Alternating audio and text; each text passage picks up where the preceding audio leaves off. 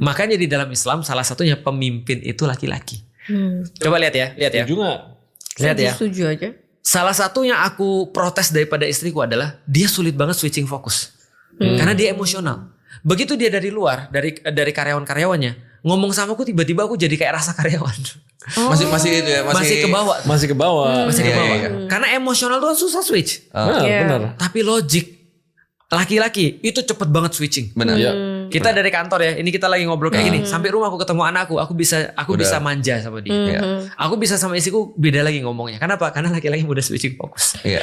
Kalau laki-laki nggak mudah switching fokus, bayangin dia lagi dimarah-marahin sama bosnya di kantor, pulang marah-marah lagi. Marah-marah. Nah itu laki-laki yang tidak pakai logik. Tapi itu banyak sekarang kayak gitu tuh. Banyak banget laki-laki emosional. Masalah di luar dibawa ke rumah, dilampiasin ke rumah. Berarti dia tidak menjalankan kodratnya sebagai laki-laki. Bener. Otaknya nggak dilatih. Benar. Tapi meskipun cewek harusnya tetap bisa ngontrol emosi juga dong. Bisa. Karena itulah kemudian kita bilang tidak serta-merta ketika keahlian cewek adalah emosi lantas dia nggak mikir. Makanya kita bicara tentang society, maka cewek dan cowok dilatih dulu bahwa put yang namanya thinking first. Gitu maksudnya, baru kemudian nyusul yang lain. Nah setelah itu baru kemudian bisa berfungsi dengan sangat baik. Tadi kayak kata Raymond kan, kalau misalnya cewek itu ya harusnya dia coba mikir ini apa sebenarnya, riding the elephant. Dia harus tahu dulu seperti apa, bagaimana caranya, dia baru jalani. Nah itu cara Islam bekerja tuh. Nah lantas kan Islam di sini kan bakal mengatur semua dan bahkan frameworknya oke, ada 4 cara belajar, ada pikiran, emosi, terus tadi kita perbuatan, motoris, baru hikmah. baru gitu hikmah. kan. Dia ngasih guideline juga nggak? Let's say cowok kalau mau belajar untuk mengontrol emosinya, cewek kalau mau belajar naikin logikanya sampai to the point logika cowok sama cewek bisa sama, kemampuan emosi cowok sama cewek bisa sama. Ya. Ada roadmapnya nggak? Itu dalam satu kalimat oleh Rasulullah. Rasul bilang gini, al ilmu bita'allum wal hilmu bitahallum. Artinya ilmu itu dengan mempelajarinya dan bersabar, hilmu emosional, kecerdasan emosional dengan melatih sabar. Oke. Kayak biasa ya, tapi coba lihat ya. Ilmu itu dengan belajar. Jadi logik itu naikinnya dengan belajar. Tapi kesabaran naikinnya dengan cara menghadapi peristiwa-peristiwa. Ujian. Ya kita bahas kemarin. Krisis. Ujian. Artinya ketika ada orang diuji, dia kemudian praktis, maka dia menambah hilmu namanya. Baik al-hilmu bitahallum, al-ilmu bita'allum. Hilmu itu ilmu. Hilmu itu hilm, artinya kelembutan hati, kesabaran, kemampuan dia untuk melihat lebih jelas, kemampuan untuk menahan marah, itu ada di dalam Al-Quran. Wal kadhiminal ghaidz, artinya dia ketika dia bisa marah tapi dia tahan marahnya. Dan afina aninas, memaafkan manusia, itu adalah semua yang berasal daripada hilmu atau hilm tadi.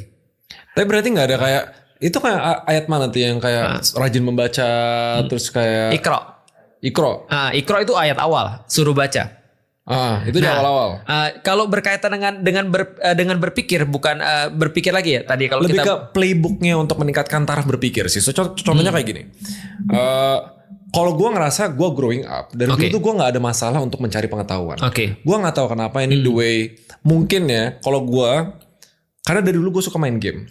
Dan dari main game itu selalu dilatih untuk kalau ada masalah ya cari solusinya. Mau puzzle, mau RPG dan lain-lain. Somehow itu behavior ke-translate ke kehidupan realitanya. Terus gue jadi gak ada I don't have any problem buat cari pengetahuan. Tapi ternyata ada beberapa orang tuh punya masalah itu. Mereka mau pintar tapi tanda kutip belum bisa karena belum kebangun habitnya gitu. Nah kalau di Islam ada ajarannya gak? Yang pertama di dalam Islam kalau kita mau sarikan, itu yang pertama adalah keep the curiosity. Jadi harus orang-orang curious. Karena How to be curious. Jangan pernah never stop questioning. Mulai dari bertanya. Nah makanya ketika di dalam Al-Quran musuh keimanan ada 2. Aku pernah cerita belum sih? Musuh keimanan ada 2. Satu adalah arrogance, yang kedua ignorance. Aku pernah cerita ya. Kalau belum pernah ya, berarti aku kasih tahu ya. Musuh keimanan itu ada 2. Arrogance dan ignorance. Berarti kalau kita punya arrogance, kita nggak akan dapat iman. Ignorance nggak akan dapat iman. Arrogance bahasa lawannya adalah humble. Sedangkan ignorance bahasa lawannya adalah curious. Nah berarti curiosity dan humble itu akan menghasilkan iman. Nah, maka gimana kemudian step by stepnya? Pertama kita harus humble dulu. Yang kedua Allah katakan cari ilmu itu. Maksudnya cari di mana-mana. Misalnya contoh berjalanan di atas muka bumi, perhatikan bagaimana orang-orang kemudian dapat azab daripada Allah. Perhatikan bagaimana orang ditolong oleh Allah. Dalam suratul Fatihah, coba lihat bagaimana cara orang-orang dapat kenikmatan dan kenapa ada orang-orang yang dilaknat oleh Allah. Itu semua ada. Tunjukkanlah kami jalan yang lurus, ihdinas siratal mustaqim.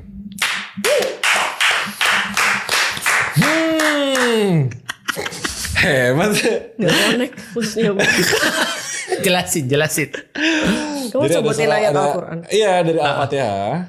Ihdinas siratal mustaqim. Bener gak sih? Iya, ihdinas siratal mustaqim. That will do. Kami jalan yang lurus. Ayat keberapa? Mampus. 6. Enggak, bukan. 6 apa? Enggak tahu. Ayat ihdinas siratal mustaqim ayat ke-6 betul. Serius? Iya.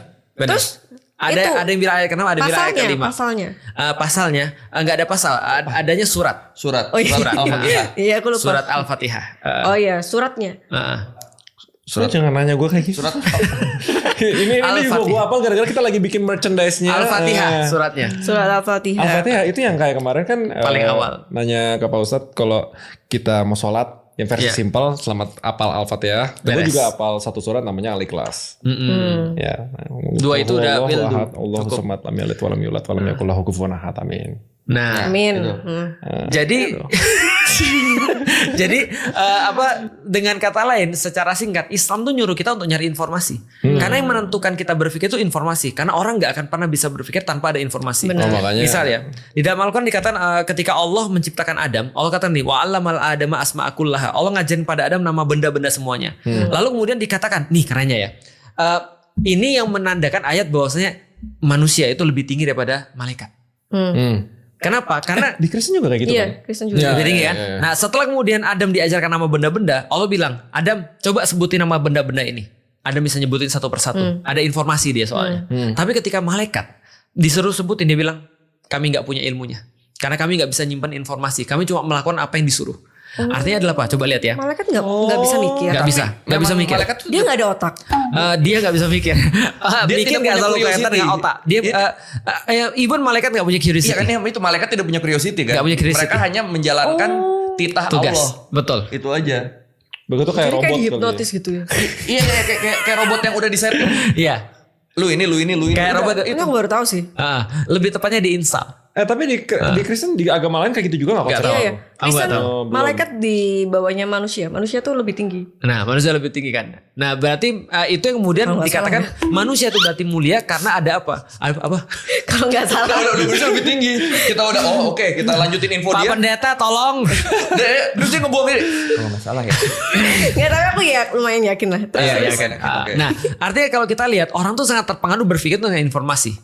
False information leads to false thinking. Iya. Nah, artinya kalau kita punya informasi yang banyak dan benar, itu akan membuat pemikiran kita lebih bagus. Contoh ya, apa yang membedakan Raymond sama kemudian the rest of Indonesian?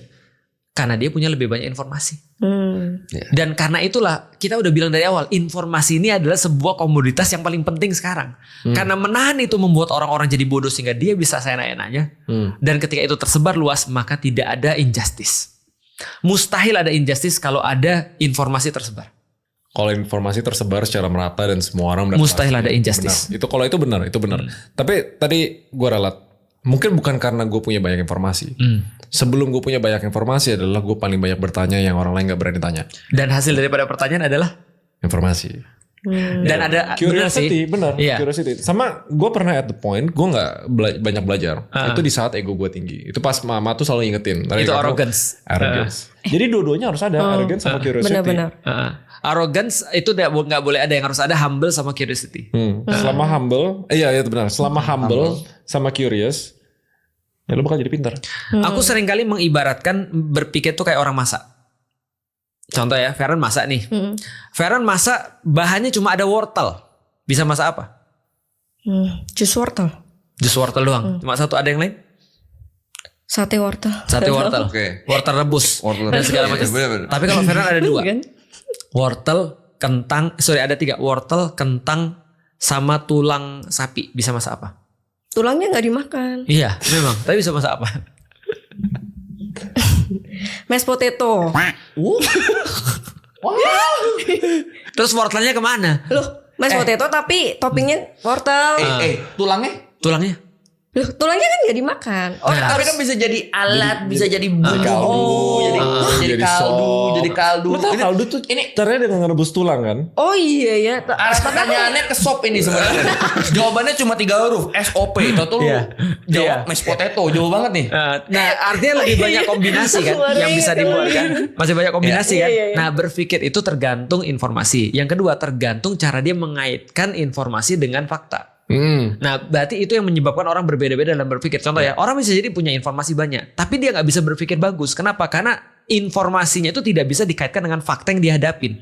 Contoh kayak temanku ketika nanya sama kiainya, udah tahu kiai kan? Kiainya ditanya, apa hukum Facebook?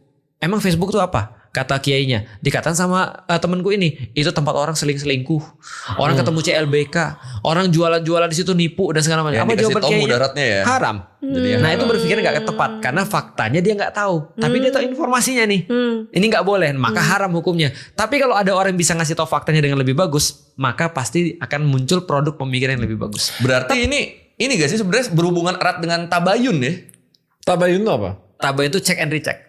Iya, lebih tepatnya berkaitan dengan critical thinking. Iya. Karena critical thinking itu adalah kemampuan untuk menganalisa fakta dan kemudian menghubungkan dengan informasi di kepala kita. Jadi itu, kalau mau gampang ya, bagi anak-anak yang nonton sekarang ya, atau ibu-ibu yang nonton sekarang, semakin banyak ibu-ibu ngasih anak-anak bacaan, semakin dia akan pintar mikir. Iya. Itu korelasi positif. Korelasi positif. 100%. Proven.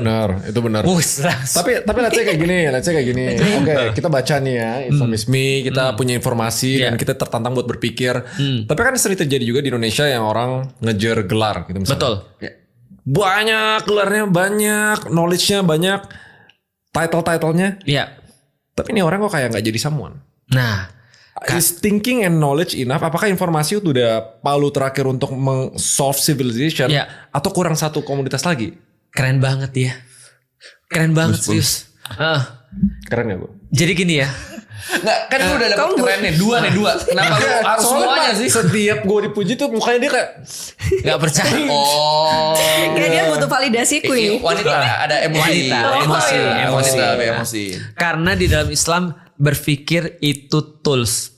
Yang dia perlu satu lagi adalah purpose. Gak ada guna orang berpikir doang kalau gak ada purpose. Nah maka purpose itu adalah sesuatu yang lebih penting daripada thinking.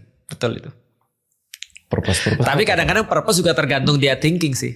Iya. Karena purpose-nya bisa false kalau misalnya dia nggak ada kapabilitas thinking. Maka di dalam purpose-nya juga tergantung kemampuan dia thinking dia. Makanya di dalam Islam ada basic thinking yang akan melahirkan basic purpose. Bahasa Islamnya akidah. Akidah itu adalah basic thinking dan yang menghasilkan basic purpose. Bingung kan lu? Basic thinking itu apa? Matematika. Berpikir mendasar. Buat lengkap tentang akidah ada di halaman 8 di buku Islamisme akidah ini. Jadi ada berpikir mendasar yang menghasilkan sebuah kemudian kayak apa namanya sebuah cara kemudian kaidah mendasar juga tujuan mendasar di dalam kehidupan itu adalah akidah itu. Nah itu sebenarnya. Nah kalau di hal-hal duniawi ya, kalau bisnis dunia startup gitu orang pinter, orang yang punya purpose, orang punya vision, tapi tetap kurang satu biasanya. Ini muncul komunitas baru yaitu courage, keberanian untuk courage. Nah itu ada nggak di Islam? Courage, misalnya contoh kayak apa courage nih? Contohnya keberanian untuk bertindak gitu loh. Karena banyak orang yang sebenarnya pintar, baik, mampu, tapi nggak mau, berani. Punya purpose, nggak melakukan karena nggak berani. Nah, itulah level ketiga action itu tadi. Karena dari tidak tahu menjadi tahu, dari mau menjadi mau, dari tidak bisa menjadi bisa. Bisa menjadi bisa tuh ada courage di dalamnya. Karena untuk jadi bisa kan harus dengan keberanian kan. Benar, dan setiap keputusan ada konsekuensi. Menanggung konsekuensi itu perlu courage. Di dalam Islam itu kita bisa contoh kayak gini ya. Nih, Rasulullah ketika pertama kali nginsal pada para sahabat itu menginsal dulu dari tidak tahu menjadi tahu. Kemudian dari tidak mau menjadi mau. Sudah dua ini gabung jadi satu, dia sudah punya basic thinkingnya udah selesai, kemudian basic purpose-nya udah selesai, mereka jadi orang-orang pejuang. Aktivis lah gampang ya kalau zaman sekarang. Terus Rasul suatu hari bilang, siapa yang mau bacain Quran kepada orang-orang kafir Quraisy? Itu Satu serem orang banget muncul. itu. Iya kan? Iya. Namanya Abu Dzar Al-Ghifari. Ini orang preman dulunya tapi udah yakin dengan Islam. Dia bilang, aku yang mau. Terus mereka bilang, kamu yakin? Itu aja Umar bin Khattab aja dan Utsman masih mikir-mikir. Padahal mereka adalah kaum bangsawan, orang-orang Quraisy. Mereka terhormat. Itu aja takut digebukin. Dia bilang, aku gak takut. Berarti dia punya courage kan ya. Dia siap. Courage itu maknanya apa definisinya? Keberanian adalah sebuah kemampuan untuk menanggung setiap konsekuensi daripada perbuatanmu. Nah itu. Itu kan courage. Sebenarnya yang orang takut tuh bukan takut bertindak, takut konsekuensinya. Iya. Courage adalah konsekuensi. Kenapa orang takut nikah? Karena dia nggak sanggup dengan konsekuensi nikah dia. Iya. Benar. Maka courage itu muncul dari mana? Dari basic thinking itu. Nah itu sebenarnya. Menanggung konsekuensi. Ini salah satu contohnya. Cara melatih basic thinking. Cara melatih basic thinking. Nah di dalam buku itu aku sampein bahwasanya akidah itu muncul daripada dua, ilmu dan bukti. Ada. Halaman Ada. 8, halaman 8. Halaman 8. Ini podcast ini disponsori oleh Islam Ismi. Jadi artinya courage itu lebih kepada konsekuensi daripada orang punya akidah. Orang punya akidah itu pasti berani. Yakin? Yakin? Tapi banyak loh. Enggak, ya ada namanya overload informasi. Ya. Justru pas tahu terlalu banyak, pas punya informasi terlalu banyak, ujung-ujungnya tuh dia nggak mau ngelakuin karena dia takut, karena dia kesannya udah tahu konsekuensinya separah apa gitu kalau misalnya dia gagal. Betul. Dan gak berani lompat. Nah, Yang sering terjadi kayak gitu. Kadang kalau misalnya kebanyakan, jadi ini fenomena juga yang terjadi di dunia finance. oke. Overanalyzing. Betul. Sering. Padahal clear. Pas di awal udah baca semua informasinya, risk rewardnya. Kalau rugi 50%, kalau untung 5 kali. Betul. Tapi dibaca, terus dianalisa, terus karena dia saking takutnya rugi 50% itu, ujung-ujungnya dia gak jadi invest. Overthinking kalau zaman sekarang. Overthinking diakibatkan oleh satu hal menurutku. Karena kekhawatirannya masih rendah. Karena kekhawatirannya masih rendah. Karena dia punya apa ya namanya? Kekhawatiran tuh bahasa Inggrisnya apa ya? Ya kekhawatiran lah ya. Apa sih kekhawatiran? Tapi terlalu banyak informasi dan itu lupa deh namanya apa. Tapi fenomena terlalu banyak informasi atau terlalu banyak baca. To the point ya, ada satu buku yang bilang kalau lu mau mulai sesuatu, jangan terlalu banyak mikir. Kalaupun bisa 100%, you know everything. Kalau bisa jangan. Oke. Kalau bisa jangan. Karena when you know everything, ya kan ada quote-nya, ignorance is bliss. Betul. Justru kalau pas tahu semua, kayak tahu ini bakal kesini, itu malah bikin kita sebagai manusia nggak mau maju. Gitu. Iya, ada dua quotes sebenarnya. Knowledge is power, knowledge is ignorance. Knowledge is a curse. Knowledge is a curse, knowledge is power. Benar, ketika knowledge itu menjadi overload information itu menjadi curse. Ketika knowledge menjadi sesuatu yang bisa drive kamu untuk sesuatu itu berarti menjadi bliss gitu kan ya. Oke, kalau kita bahas sedikit. Kenapa aku katakan kekhawatiran itu menentukan kita untuk kemudian tadi overload atau tidak? Jadi gini ceritanya. Kita balik lagi ke fear. Fear. Apa obat daripada ketakutan, Feren? Gimana cara mengatasi rasa takut? Kalian. Apa? Obat dari Bagaimana? Soalnya ini real. Gue salah satu yang paling gue greget banget. Kalau gue punya tim atau teman atau sejawat, potensinya gede banget. Tapi takut. Tapi gara-gara nggak confident, takut, nggak berani ambil resiko, sama worry terlalu banyak tentang orang ngomong apa. Dia jadi gak bisa ambil potensi itu. Makanya kita gue udah lihat banget ada potensi. Maka kita bahas tuh. Feren, takut itu apa? Takut? Obat takut apa? Gak takut, bagus. Benar. Obat takut doa.